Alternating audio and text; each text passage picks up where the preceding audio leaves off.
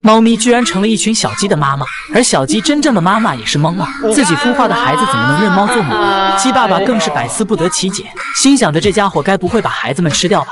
猫咪名为小五，现在小鸡们已经完全把它当成了妈妈，可为什么小鸡们会不认自己的亲生父母呢？原来几天前鸡妈妈孵化了一窝鸡蛋，本来一切都按照正常发展，但在小鸡即将出生的那段时间，母鸡总是和公鸡跑出去过二人世界，于是主人只好将鸡蛋转移到了猫窝里，让猫咪试着帮忙孵蛋。结果没多久，小鸡们就纷纷破壳而出。由于小鸡们第一眼看到的是猫咪，所以他们便将小五当成了自己的妈妈。然而令主人没想到的是，自从孵化出这些小鸡后，平时贪玩的小五便整天守在猫窝里，仿佛真把自己当成了小鸡的妈妈。这下可把母鸡急坏了，明明孩子就是亲生的，怎么就是认不出自己呢？为了争夺孩子的抚养权，于是两夫妻将家搬到了猫窝附近，不管吃住都日夜守在这里。好不容易有了孩子的鸡爸爸气得脸都红了，主人上前打算安抚一下他的情绪，哪知鸡爸爸根本不领情。鸡妈妈也是对主人充满了抱怨，毕竟造成现在的局面，主人也有不可推卸的责任。俩夫妻就这样一直守在猫窝旁，而小五也丝毫不肯退让半步，他紧紧将孩子们搂在怀里，生怕被对方抢走了。在此期间，母鸡多次出面与小五交涉，但小五却完全视而不见，甚至公鸡上前说情，他也不肯挪动半步。此时的小五已经母爱泛滥，就连主人出面他都表示拒绝。现在小五把所有的时间都花在了小鸡的身上，看样子他是吃了秤砣铁了心。数次讨要无果后，俩夫妻合计着要不再孵一窝算了，反正一天一个蛋了。可令他们万万没想到的是，2周后孵化的第2窝小鸡又被抢走了。原来家里的另一只绝育的猫早就盯上了他们。看见这一幕的鸡妈妈瞬间产生了去高压锅的想法。好家伙，感情我辛苦下这么多蛋，到头来都是给你们服务的是吧？2只猫咪各自搂着一窝小鸡，一边帮孩子们清理着卫生，一边唠着彼此的育儿心得。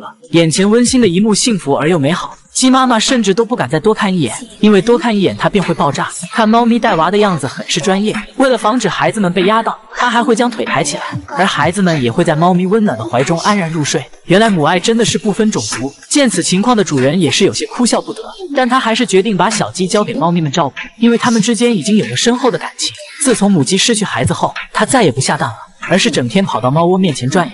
可小鸡们依旧把猫咪当成妈妈，忍无可忍的母鸡最终踏进猫窝，它决定要和猫咪共同抚养孩子。面对陌生的来客，小鸡们则是好奇地观察着，可就是没有一个孩子肯认它。所有的小鸡都跑到了猫妈妈怀里，似乎它的存在就是多余的。让我们打出母鸡加油来安慰它一下。经过鸡妈妈不懈的努力后，它总算成功夺回了2只小鸡。大家觉得最终小鸡能否回到母鸡的怀抱呢？这是最近火爆全网的旅韩大熊猫刚出生的样子，想不到呆萌可爱的福宝小时候却长得像老鼠一样。就在不久前，熊猫妈妈老来得子，好不容易当上母亲的她整天把孩子抱在怀里。为了从熊猫妈妈手里将幼崽取走，饲养员采用声东击西的方式，趁熊猫妈妈吃竹笋的功夫，一把从她怀里给孩子偷走了。熊猫妈妈也是彻底懵了，怎么吃口饭的时间孩子就没了呢？原来刚出生的福宝只有200克不到，粉嫩的小家伙才巴掌大小，想不到小时候的熊猫宝宝居然也这么可爱。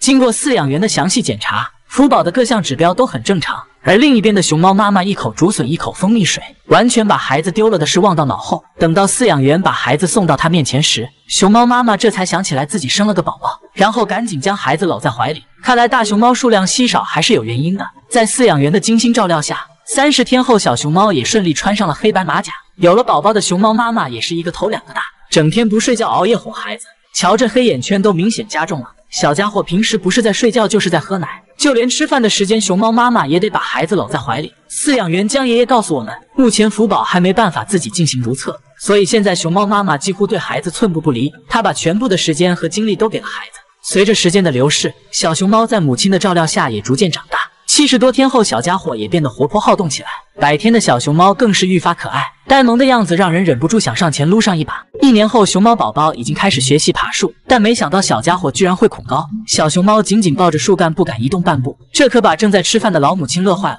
心想着这孩子咋一点也不随我呢？最后在饲养员不断的引导下，熊猫宝宝才敢顺着树干爬下来。于是饲养员决定先训练它走平衡木的技能，可一到了爬树的环节，它又开始怂了，好不容易爬上去，可如何下来又把它难住了。结果刚把手搭上树干，熊猫宝宝就掉了下来，最后实在坚持不住了才把手松开。这一幕可把熊猫妈妈愁坏了，于是老母亲只好亲自出马。哪曾想这孩子就是学不会，还总想着跑到一旁去打酱油。气不过的熊孩子顺手给了老母亲一巴掌，然后灰溜溜的跑了。这下彻底激怒了熊猫妈妈，直接跑去把熊孩子叼了过来，然后准备给他好好上一课。还没等小熊猫反应过来，老母亲一巴掌就扇了过去。接下来就是一顿爱的教育，熊猫妈妈也是越想越气，最后直接撇下熊孩子走了。被暴揍的小熊猫连滚带爬的跑回了房间里，没想到他居然跑来告状了。熊猫宝宝紧紧抱住饲养员的大腿，宁愿被当成拖把也不肯松手。被缠住的饲养员也很无奈，只好陪他来到外面一起玩游戏。原来熊猫的感情也如此丰富，难怪我们的国宝熊猫备受宠爱呢。最后希望福宝一家能一直快乐的生活下去。你知道猫猫为什么会表演出各种精彩的动作吗？到底出于自愿还是被迫卖艺呢？这是多赚几条小鱼干。喵喵大队正式进军演艺圈。上期视频我们介绍了几只猫猫多才多艺的表演，不管是马戏团中常见的动物彩球，还是短距离跨栏项目，甚至是高难度的走钢丝，猫猫们都能轻松应对。而在今天这场达人秀中，小猫们的精彩表演更是直接让观众们惊掉下巴。这位评委询问两姐妹今天带来的节目是什么，可她们却回答说今天的主角是她们养的猫。评委郑重声明，这里不是猫咖，更不是宠物店。两姐妹表示无所谓。评委点头示意，那可以试试。接下来演出正式开始。首先登场的是1号猫猫选手，在主人猛撸几下后，猫猫瞬间进入状态。看到这么多人来看自己，此时猫猫的内心有些小激动，在小姐姐几次的提醒下，它才回过神来。当把圆环放到它面前时，猫猫瞬间就跳了过去。随着小姐姐手臂一抬，猫咪也神奇般跟着站了起来。就在观众拍手叫好时，2号猫猫选手推着滚动圆环缓缓走来，这一幕让评委瞪大了眼睛。就在这时，猫猫开始跟随主人的步伐跳起了猫步，而喵喵大队的才艺远不止于此。只见2只猫咪相互配合的跳跃着，现在就连猫猫都懂得团队协作了。接着上场的是3号选手，猫咪直接丝滑的爬起了单杠，它精彩的演绎看得光头评委目瞪口呆。最后在观众们一致的惊呼中，猫猫出色的完成了演出。下面这位来自喵星的小黑可不简单，他是双杠领域的超级玩家，戴上4只白手套的猫猫快速在2杠之间游走。此时觉得猫猫可爱的扣666，演出完成后台下爆发出热烈的掌声。但这还不是小黑全部的实力，在观众们热情的关注下，小黑随即调整好状态，只见他一个空中跳跃，瞬间穿破了圆形障碍。小黑精彩的绝活引得观众们拍手叫好。接下来是喵喵大队的压轴大戏，3号选手顺着5米的长杆开始攀爬，几秒钟的时间就到达了顶端，台下的观众已经屏住了呼吸。就在这时，猫猫从5米的高空飞跃而下，同时也意味着本场演出正式结束。对于这么多才多艺的小猫，你更喜欢哪只猫猫呢？这只流浪猫为了让女主收留自己，每天3番5次闯进小姐姐家中。女主对此也很无奈，因为这只猫每天要打扰自己10几次，猫就自己动手将门推开了。进门之后，小五四处观察了一番，以为女主不在家，便大摇大摆地走进了客厅里。为了防止自己的小脚丫将地板弄脏，聪明显然女主并不吃这套，只好采取强硬的手段。小姐姐说撒娇卖萌是她惯用的伎俩，趁女主不到了晚，原来自己千挑万选的铲屎官居然是有猫的人，并且还是2只漂亮的白猫。难道这就是自己被拒绝的原因吗？望着幸福的一家3口，小五的内心五味杂陈，眼里满女主相信自己的坚持一定能够打动女主。最终在小五不懈的努力和坚持下，小自己心里早就有收养猫咪的想法，因为担心家里的2只猫与小五会相处不来，所以一直没有将它留下。现在小五终于被接纳，至此猫咪也通过自己的努力过上了幸福美满的生活。北极圈的冰天雪地中，一位美丽的女孩正与狼共舞。生活在大山深处的她，不仅没有被狼群吃掉，反而和群狼们成为了朋友。这是一个关于女孩与狼的真实童话故事。生活在极地的爱丽丝从小便在山区里长大，她的父母是当地的森林管理员。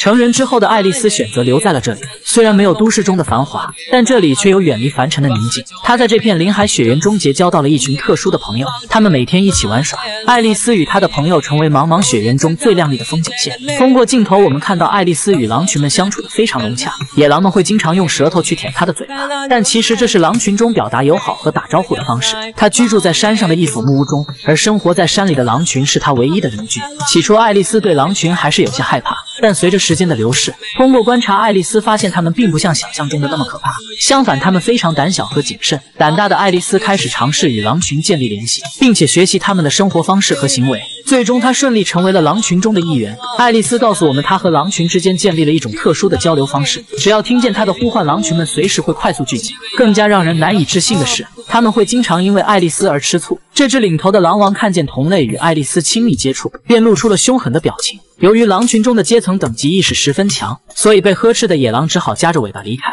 有时候狼王甚至会教训一些屡教不改的成员，但每次爱丽丝都会耐心教导他不能这样做，可见他在狼群中的地位和等级是非常高的。爱丽丝说她很享受现在的生活，她已经习惯每天与狼群们一起嚎叫，一起在森林中狩猎和自由的奔跑。爱丽丝对着镜头向我们介绍，目前自己生活的地方是这6匹狼的领地，她后续还会去探访更远的区域。现在爱丽丝已经完全适应了与狼群一起生活。由于人们前期的大量猎杀，挪威森林中的狼群数量已经非常稀少。爱丽丝呼吁人们保护自然中的动物，她向世人展示了即便是看似凶猛的野兽也有温柔的一面。同时，她的经历也告诉我们，不同物种之间依然可以做到彼此理解、相互帮助，学会尊重自然并保护我们所生活的环境，才是人类未来能持续发展的关键。我是小奶狗，我们下期再见。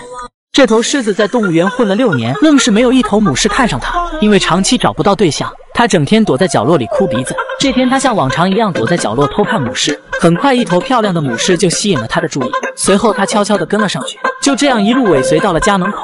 饲养员本以为他们能擦出点爱情的火花，可没想到这小子是个钢铁直男。几分钟后，失去耐心的母狮从房间里直接走了出来，心想怎么碰上这么个玩意呢？原来这头雄狮之所以单身6年，只因有一个独特的癖好，那就是他喜欢给对方拔毛。这天中午，他趁人家午休又开始去给母狮拔毛，但这种变态行为很快就引起了母狮的反感，于是对方转身就赏了他一巴掌。因为这个特殊的爱好，他每天至少要挨上几10个大逼斗。尽管天天挨揍，但仍然阻止不了他对爱情的追求。就连园内名花有主的母狮，他也要上前搭讪一番。很明显，这样的行为引起了狮群的不满，饲养员对此也很头疼。就因为他这种变态行为，导致园内所有母狮的毛发都被薅得参差不齐，并且四周到处都是他的作案痕迹。按照这样下去，园内的母狮都得让他薅秃了。饲养员小哥很郁闷，领导已经批评了自己多次，毕竟毛发不整齐的狮子会严重影响游客们的观光体验。小哥无奈地说道：“自从这只狮子成年以后，就养成了这独特的癖好，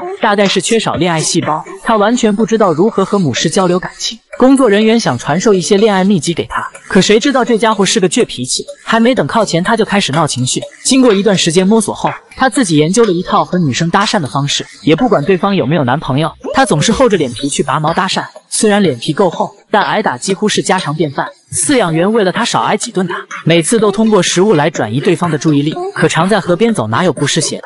这天下午，不安分的雄狮又开始四处观察，没想到他竟然把目光放到了狮王的爱妻身上。据说他是动物园的第26代狮王，目前已经娶了3房老婆。趁狮王上厕所的功夫，他看准时机马上溜了过去，接着就开始下嘴拔起了毛。万万没想到，狮王半路杀了个回马枪，暴跳如雷的狮王直接发飙，追着他就是一顿暴揍。在我地盘上你还分不清大小王，幸好饲养员及时赶来，这才让他保住了一条小命。不出意外，最后狮王成功捍卫了自己的尊严，而被暴揍的狮子此时已经郁闷了。找个对象为啥这么难呢？为了帮他找回自信，饲养员决定为他制作一个仿真的充气母狮。为加强真实性，小哥还特意添加了润滑剂。结果这家伙过来看了一眼，转身就走了，真是个十足的愣头青。但充气母狮的气味很快就引起了狮群的躁动，大家3下5除2就给拆完了。没办法，饲养员又想了个办法，本想通过一场鸡肉午餐来促进他和母狮的感情，可这家伙居然瞪着大眼远远地看着人家。饲养员担心他是不是被打出心理阴影了，但事实证明大家想多了。没过几天，他又开始给母狮拔起了毛，可按照这样的追求方式，估计他也只能看着母狮流口水了。大家认为呢？动物园在野外捡到2只刚出生的幼崽，看起来有点像小老鼠，但仔细看又不太像。饲养员决定将2只小家伙养大，看看到底是什么品种的动物。小家伙眼睛还没睁开就开始嘤嘤的要奶喝了。吃饱喝足后，他们立刻打起了盹，样子真是可爱极了。2个小家伙安静地睡在一起，大家猜猜看，他们到底是什么动物呢？到了第10天的时候，他们身上的绒毛明显多起来，并且身上还逐渐长出了许多黑色的条纹。最奇怪的是，小家伙居然长了一对黑眼圈，就像屏幕前经常熬夜的你一样。2天后，饲养员发现小家伙的黑眼圈加重了许多，身上的黑色纹路也越来越明显。此时大家应该猜到了，它们就是我们的国宝大熊猫。没想到成年能长到几百斤的熊猫，小时候却只有巴掌的大小，现在它们的体重还不到200克。由于熊猫宝宝没有妈妈的照顾，所以饲养员每天都要帮助它们排泄和喂奶。在饲养员日复一日的精心照料下，2只熊猫宝宝的身体以肉眼可见的速度在变化，它们开始逐渐褪去粉嫩的颜色，身上的黑白马甲也越发明显。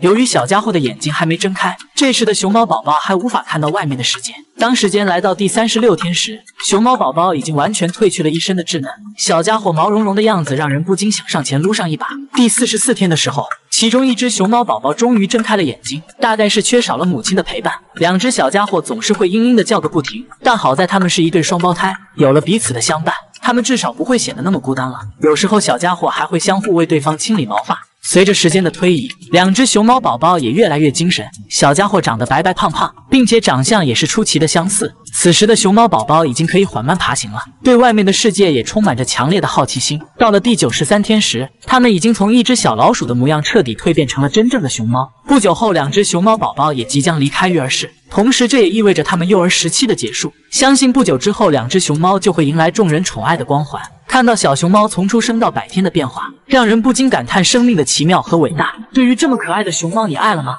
这只白鲸对着小姐姐疯狂吐着口水，一口不够，紧接着又吐了一口。没想到白鲸居然也会吃人类的醋。吐完口水的白鲸对着小姐姐发出警告，请对方远离自己心仪的男神。这可把小姐姐气坏了，自己竟然要和一只白鲸争风吃醋。见此情形的小哥连忙上前安抚白鲸的情绪，并告诉她小姐姐已经是自己的正牌女友了。吃醋也改变不了现实。原来喜欢饲养员的白鲸叫小五，从小便被小哥一直照顾着。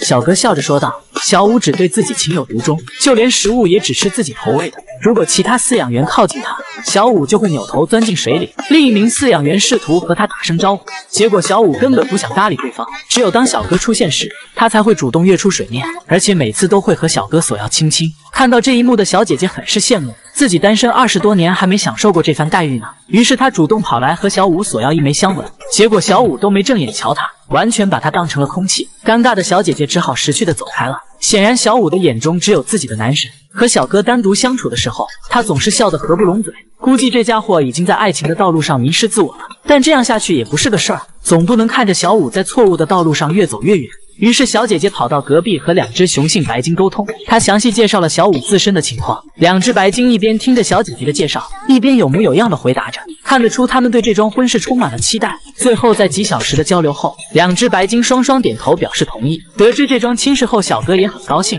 他希望小五能找到属于自己的幸福。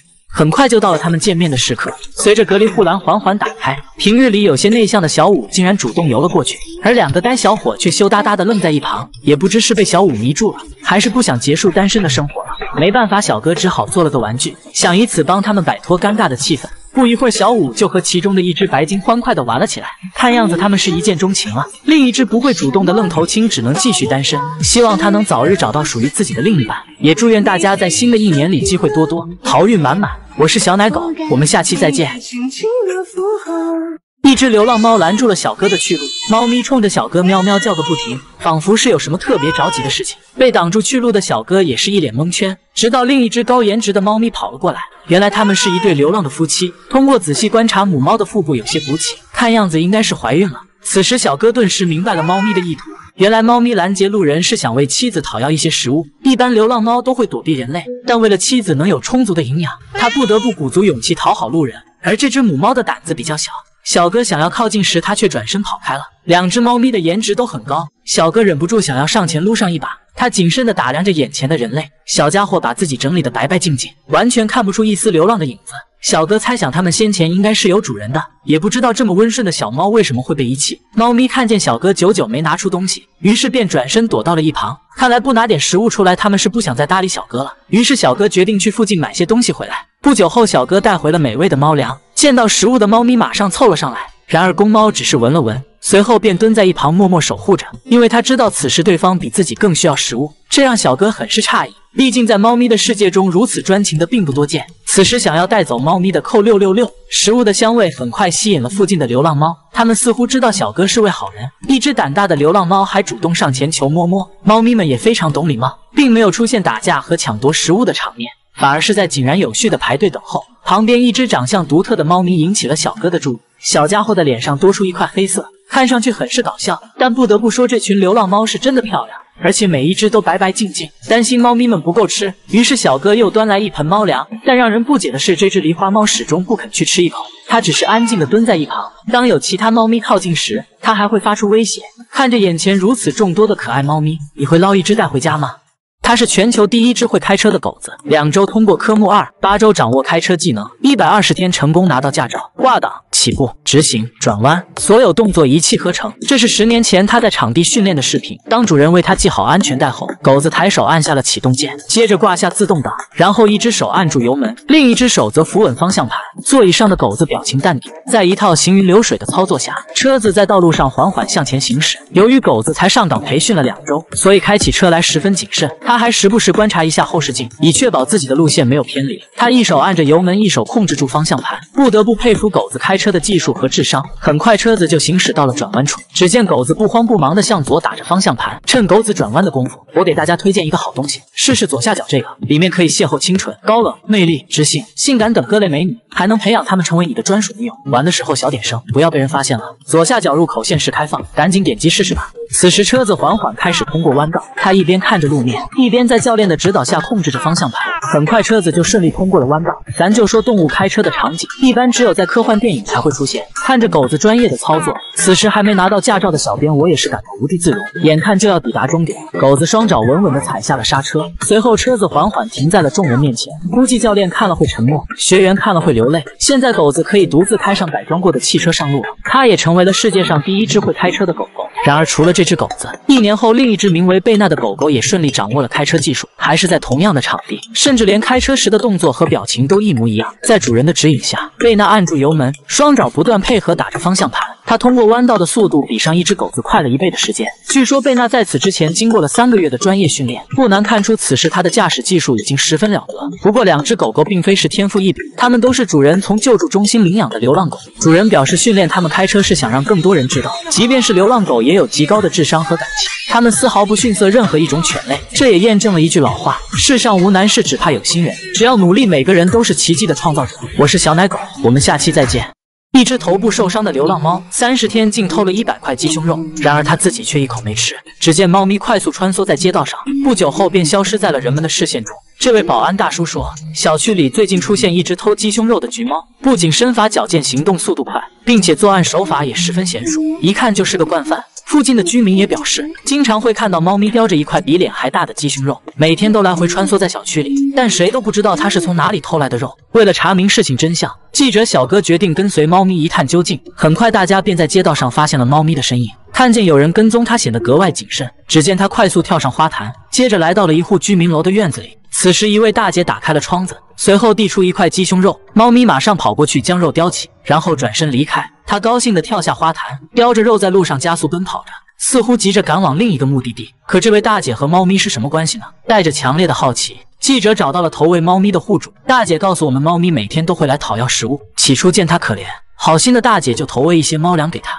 但最近一段时间，猫咪吃完饭却怎么也不肯离开。她经常从早上一直等到下午。面对猫咪的行为，大姐很是疑惑，直到有一次拿给她一块鸡胸肉，猫咪才如愿以偿的离去。之后这家伙每天都要来3次以上。虽然不知道猫咪为什么要打包一份食物带走，但好心的大姐每次都会为它提前准备好。可奇怪的是，猫咪最近几天都没有来过。当几天后它再次出现在窗外时，猫咪的身上却多出了几道伤痕，如同往常一样，它还是默默等待着。看到这一幕的大姐连忙上前查看，然而猫咪却意外地躲进了草丛里，眼里充满着深深的恐惧。由于无法靠近猫咪，大姐只好将消炎药磨碎搅拌在食物中，接着将食物端给猫咪，希望它能早日康复起来。吃完饭后，猫咪又像往常一样蹲守在木凳上，看见小家伙可怜的模样，大姐从冰箱中拿出一块鸡胸肉，猫咪小心翼翼地上前叼起肉，随后转身默默跑远了。记者通过不断的走访和询问，最终在一户业主口中得知，原来猫咪脸部的伤是被人打的，因为它总是每天叼着肉在小区里穿梭，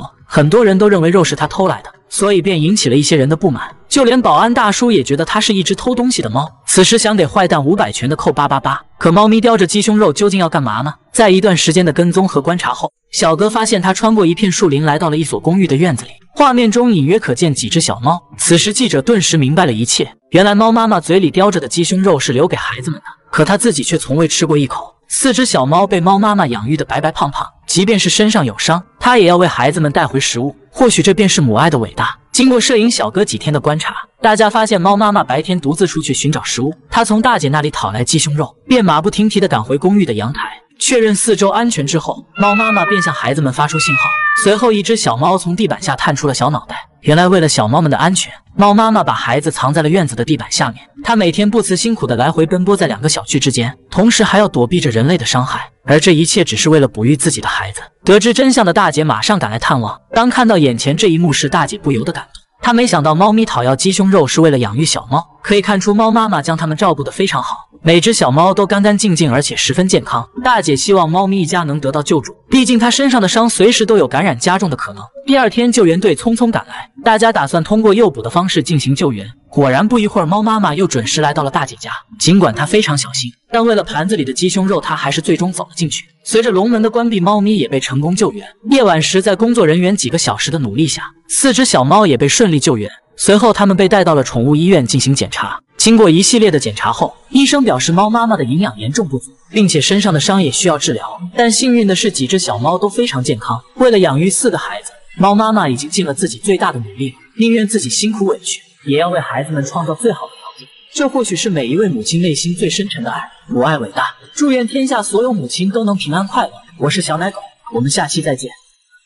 这只狗在寺庙出家了，它每天跟着和尚虔诚的吃斋念佛。据主人说，狗狗已经在山上修行了5年，5年的时间里，它没有吃过一口肉，啃过一根骨头，平日里主要以土豆为食。面对上好的狗粮，它却不屑一顾。主人夸赞小白与佛有缘，它的身体和心灵已经得到升华。然而，就是这么一只老实巴交的狗子，却整整骗了主人5年，堪称狗界的奥斯卡影帝。原来这一切的美好都是它装出来的。每当主人离开后，小白就趁机溜到山下，穿越重重的山路，再跨过一座小桥。最终，他来到了一家卤肉店门前。由于是店里的常客，很快老板娘就为小白端上来一大盆卤肉。狗子一边大口吃肉，一边默念着阿弥陀佛，吃的眼泪都快流出来了。没过2分钟，盆里的肉就被造了个精光。小白意犹未尽的舔了舔嘴，示意老板娘可以再来点。店主也是毫不吝啬，直接又给狗子碗里塞得满满当当。想起自己每天在山上吃的土豆，小白吃得更香了。店主很是不解，狗子每次最少吃2大盆，难道是寺庙里没吃的吗？可他哪里知道狗子心里的苦啊！没有肉吃也就算了，顿顿土豆神仙也扛不住啊！吃饱喝足后，这家伙连招呼也不打，转身就走。小白准备前往下一个目的地，在穿越几条街道后，他来到一家烤肉摊，靠着佛门的金字招牌，狗子顺利得到几块牛排。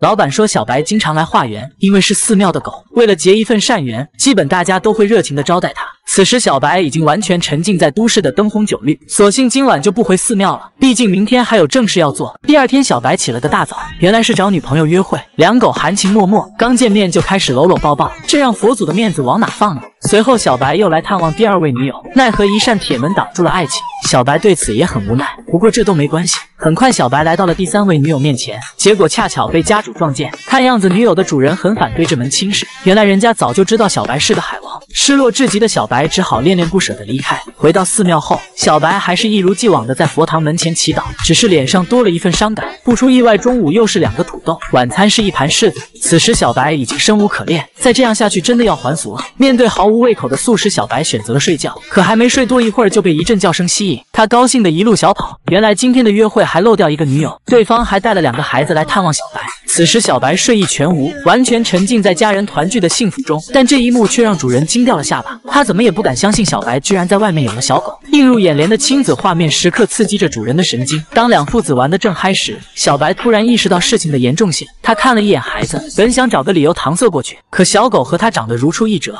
要说不是亲生的自己都不信。没办法，也只好摊牌了。主人还观看了狗子大口吃肉的录像，大爷心情顿时就不好了。本以为他已遁入空门，没想到这家伙竟然骗了自己5年。第2天，主人准备找小白谈谈。罪孽深重的狗子完全不敢面对主人，可没想到主人不但没有责怪他，反而疼爱地摸了摸他的狗头。大爷不愧是修行之人，对于小白下山吃肉和悄悄生小狗的行为，他都表示理解。毕竟动物的天性本该如此。可让大爷比较纳闷的是，狗子藏得太深了。如果不是记者发现自己现在还蒙在鼓里，随后大爷带着狗子上门表示感谢，本想将小白欠的账还上，可店家都婉言谢绝了。大家都表示非常喜欢小白，现在他已经是当地的网红狗。看着有这么多人喜欢小白，大叔也是倍感欣慰。动物专家告诉大叔，狗子需要蛋白质来补充营养，所以要适当的给他吃点肉。小白听后心里默默感谢了800遍专家。至此，小白终于过上了餐餐有肉的生活。为了让他留在家里过夜，大爷还特意为小白定制了新家，不然以后一群小狗仔上山寻亲就不好了。遇见这么好的主人也算是小白的福气，这下他终于可以做回真正的狗了。